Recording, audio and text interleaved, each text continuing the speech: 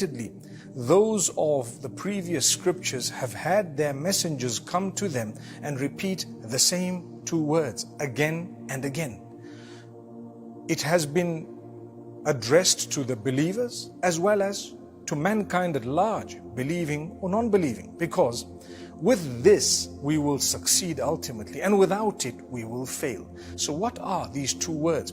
The second word is the word Allah, which is referring to Allah Almighty, the one who made you, the nourisher, the cherisher, the sustainer, the provider, the protector, etc.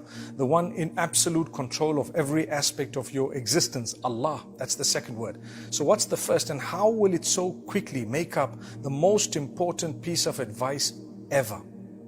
Well, it's as follows.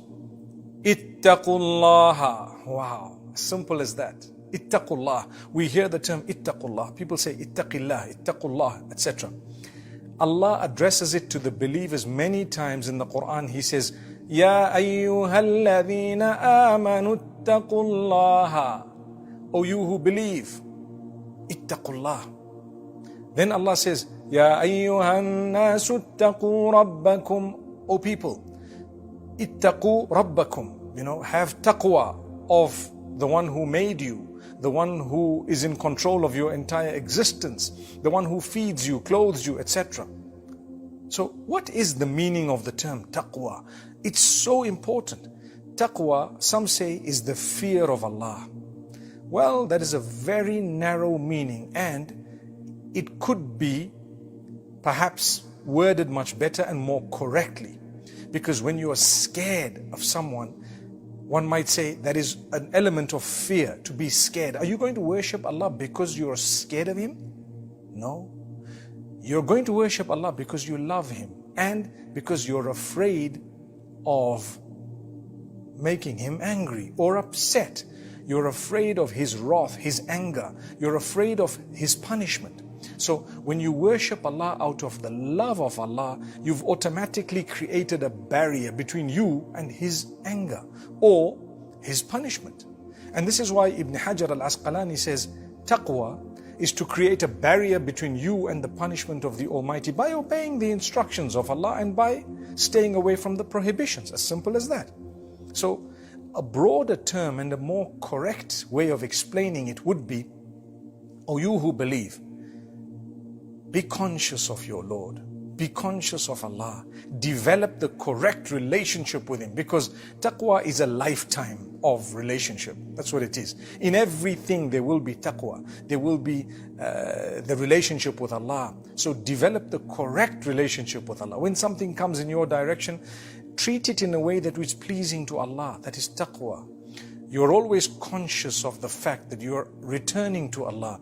You're going to be answerable to Allah. So you won't harm someone who's weak, someone who works for you, someone who's poor, your spouse, perhaps any person that you consider weaker than you. You would never harm them and you would never wrong them. You wouldn't steal or cheat or deceive, because you're conscious of the fact that you're going back to Allah and He is going to hold you accountable for everything. There are people who think they're going to get away with things that are wrong here on earth when they do that against others. But Allah says, you know what, we're watching, we know.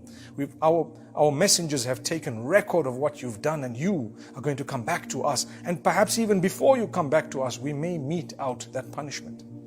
So my brothers, my sisters, that is taqwa. وَصِيَّةُ اللَّهِ لِلْأَوَّلِينَ وَالْآخِرِينَ. It is the instruction of Allah for those before and those who are going to come after. To the first and to the last. Starting from Adam, going all the way down to the last of humankind. It is the most powerful piece of advice ever. Ittaqullah. Develop the correct relationship with He who made you, because you have no option but to do that. You've got no other option. He who made you, you're going to go back to Him, the wisest thing you could ever do. Develop a good relationship with Him. How do I do this? Well, I need to be a good person. I need to make sure I follow good instructions, and I need to make sure that I stay away from harm and evil and that which is wrong, and I worship the Almighty in a correct manner. I also need to make sure that I seek forgiveness a lot. When we seek the forgiveness of Allah, often we will definitely become from those who are conscious of Allah. I say, oh Allah, forgive my shortcomings. Why do I say that? Because I'm conscious of the fact that I'm going to return to you one day, and I know I want to please you. I worship you because I love you. And I'm doing what I'm doing in terms of goodness because I just want to be in good books with you. And I will abstain from evil because I don't want to earn your anger. I really don't want to earn your anger, nor do I want to be astray. And that's why in Surah Al-Fatiha, the opening surah of the Quran, the Almighty says in the last verse of it, that not those who you are angry with, nor those who are astray. Neither those who have earned your anger, nor those who have gone astray. We want the path of those whom you have favored.